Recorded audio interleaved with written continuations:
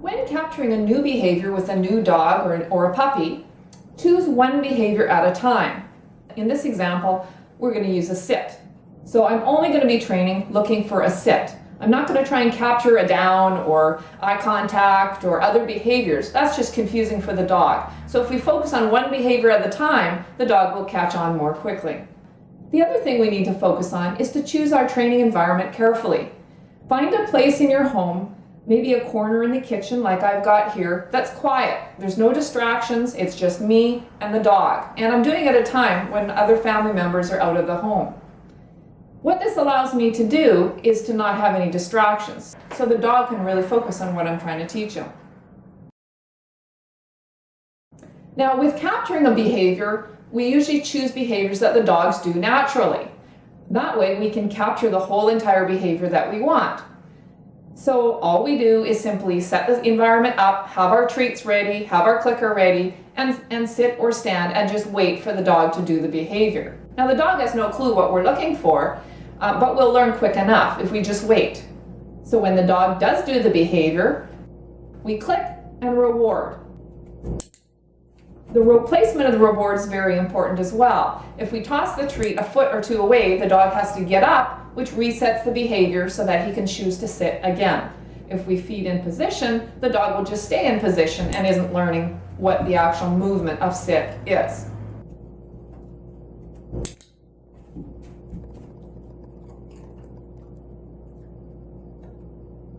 One thing that's important when you're capturing, because the dog will often sit and either stare at you or stare at something on your body, typically the hand with the treat in it, is to take your treat hand and tuck it behind your body out of sight. That way the dog can't focus on that and is more likely to focus on your eyes, which is actually what we want in the end.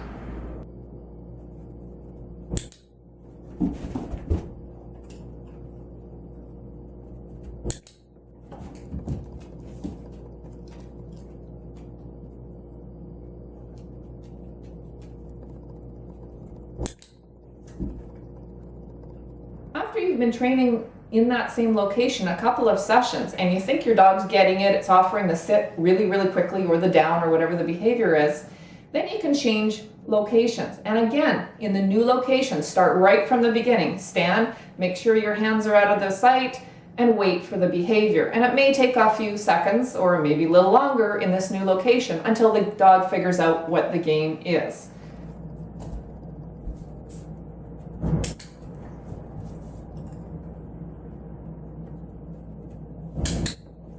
And do that several sessions in that new location.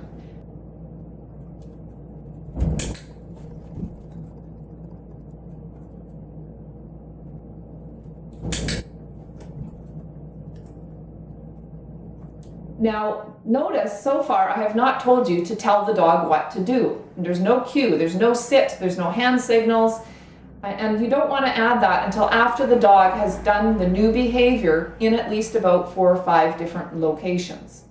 When the dog is comfortable and quickly offering the sit or the new behavior in that new location, then he has a clear understanding of what's expected, then you can start adding the cue. And I'll tell you more about that next time. Subscribe to learn more. Like if this was helpful.